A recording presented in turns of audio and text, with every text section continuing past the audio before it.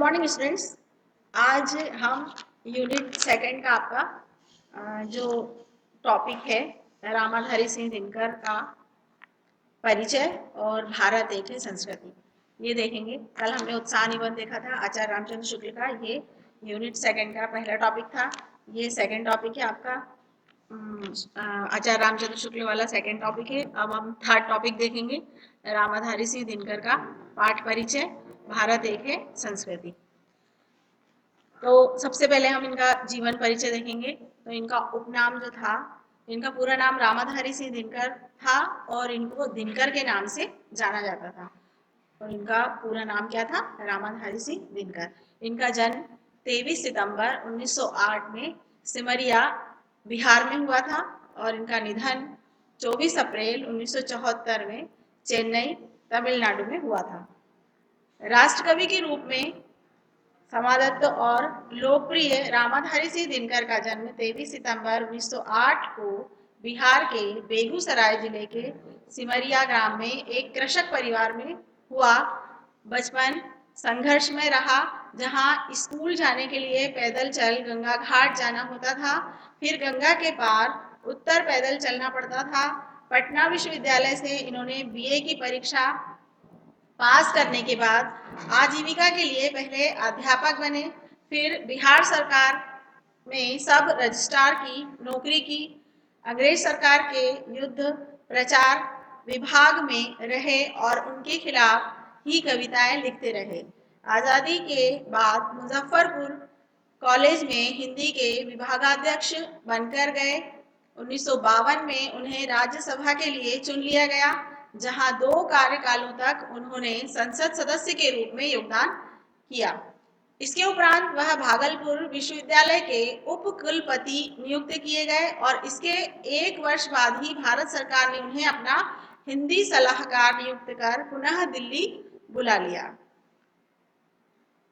ओज, विद्रोह, आक्रोश के साथ ही कोमल श्रृंगारिक भावनाओं के कवि दिनकर की काव्य यात्रा की शुरुआत हाई स्कूल के दिनों से हुई, जब उन्होंने राम वृक्ष बेनीपुरी द्वारा प्रकाशित युवक पत्र में अमिताभ नाम से अपनी रचनाएं भेजनी शुरू की। 1928 में प्रकाशित बारदोली विजय संदेश उनका पहला काव्य संग्रह था। उन्होंने मुक्तक काव्य और प्रबंध काव्य दोनों की रचना की। मुक्तक काव्य में कुछ गीति काव्य भी हैं। कविताओं के अलावा उन्होंने निबंध, संस्मरण, आलोचना, डायरी, इतिहास आदि के रूप में विपुल गद्य लेखन भी किया। अब इसमें से ऑब्जेक्टिव बनते हैं कि उन्हें राज्यसभा के लिए कब चुन लिया गया था, ये बन सकता है। उनका जन्म कब हुआ है, कौन सी जगह पर हुआ है, उनका निधन कब हुआ है, उनकी माता का नाम क्या था, पिता का नाम क्या था और कहाँ से उन्होंने शिक्षा हासिल की है। तो ये आप लोग देख लीजिएगा। इसके बाद इनकी प्रमुख कृतियां जो हैं, मुक्तक काव्य में रणभंग, रेणुका, हुंकार, रसवंती, द्वंद्व गीत, सामधेनी, बापू, धूपछां, इतिहास के आंसू, धूप और धुआं, मिर्च का मजा, नीम के पत्ते, सूरज का ब्याह, नील कुसुम, हारे को हरि नाम सहित 2 दर्जन से अधिक इनका संग्रह था और मुक्तक काव्य में। और प्रबंध काव्य इनका जो था वो कुरुक्षेत्र 1946, रश्मिरथी 1951, उर्वशी, इनकी बहुत प्रसिद्ध रचनाएं हैं ये तीनों। तो ये आप ध्यान रखिएगा, इनके सन जो है वो भी ऑब्जेक्टिव में पूछे जा सकते हैं। उर्वशी जो है वो उनकी 1961 की रचना है। इनका गद्य में जो इन्होंने रचनाएं की वो मिट्टी की ओर, रेती के फूल, संस्कृति के 4 अध्याय, उजली आग, वेणुवन, शुद्ध कविता की खोज है, राम, संस्मरण और श्रद्धांजलियां, मेरी यात्राएं, दिनकर की डायरी, विवाह की मुसीबतें सहित 2 दर्जन से अधिक कृतियां इन्होंने गद्य में भी लिखी है। इसके बाद रामाधारी सिंह दिनकर को संस्कृति के 4 अध्याय पुस्तक के लिए साहित्य अकादमी पुरस्कार और काव्य कृति उर्वशी के लिए ज्ञानपीठ पुरस्कार से सम्मानित किया गया था। इनको कितने पुरस्कार मिले ये भी आप ध्यान रखिएगा कि इनको संस्कृति के 4 अध्याय के लिए साहित्य अकादमी पुरस्कार मिला था, उर्वशी के लिए ज्ञानपीठ पुरस्कार से सम्मानित किया गया था और भारत सरकार ने उन्हें पद्म भूषण से अलंकृत किया था। उनकी स्मृति में भारत सरकार द्वारा डाक टिकट जो भी जारी किया गया था, ये ध्यान रखिएगा।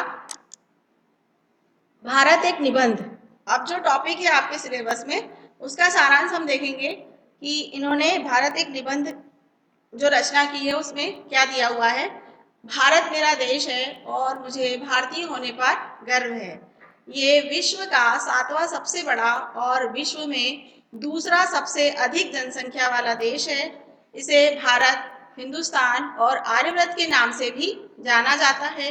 ये एक प्रायद्वीप है जो पूर्व में बंगाल की खाड़ी, पश्चिम में अरेबियन सागर और दक्षिण में भारतीय महासागर जैसे 3 महासागरों से घिरा हुआ है।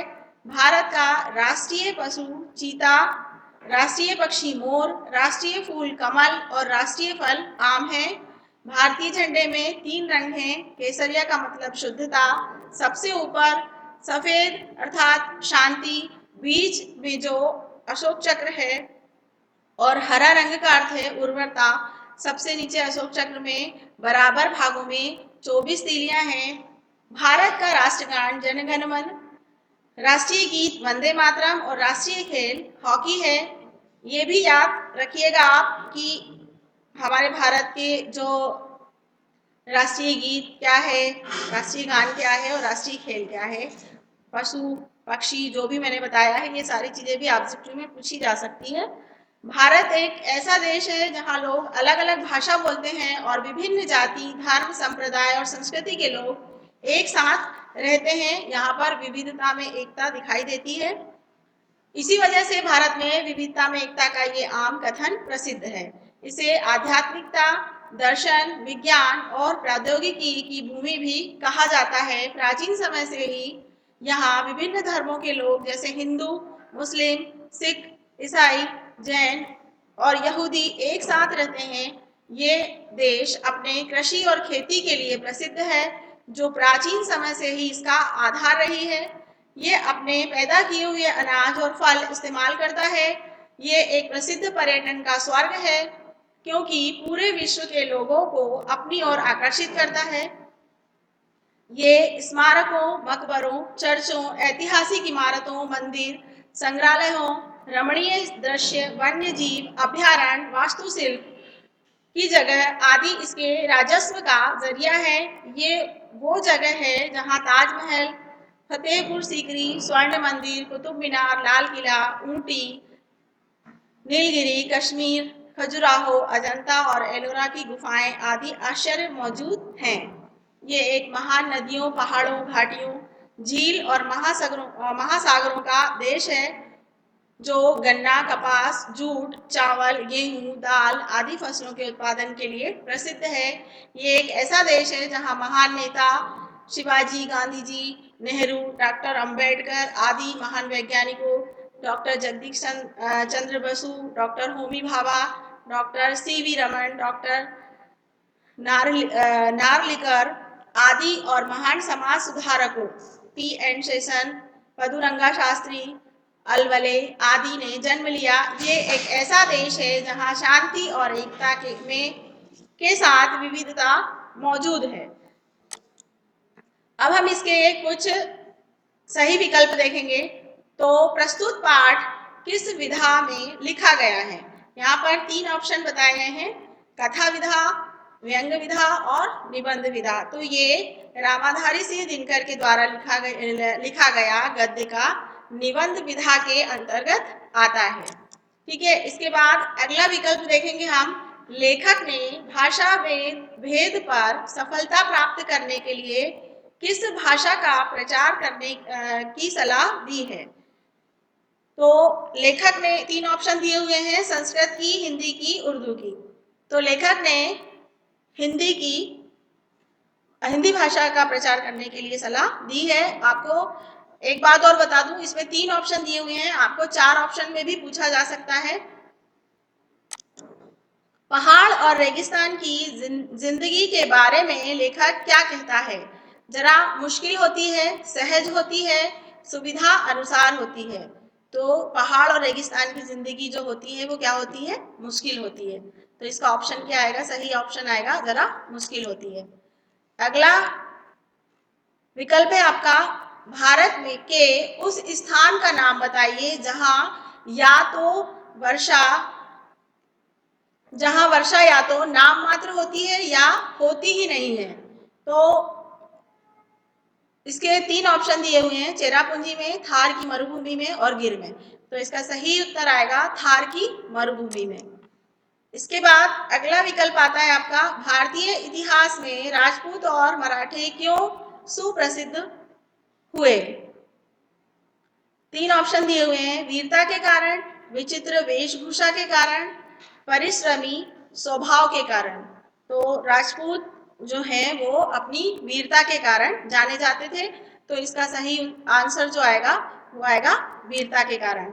ये मैंने आपको जो है रामाधारी सिंह दिनकर का भारत एक संस्कृति का सारांश और कुछ विकल्प बताए हैं, उनका परिचय बताया है। अब इससे संबंधित कुछ ऑब्जेक्टिव मैंने बता दिए, कुछ आप लोग रीड कर लीजिएगा। Thank you.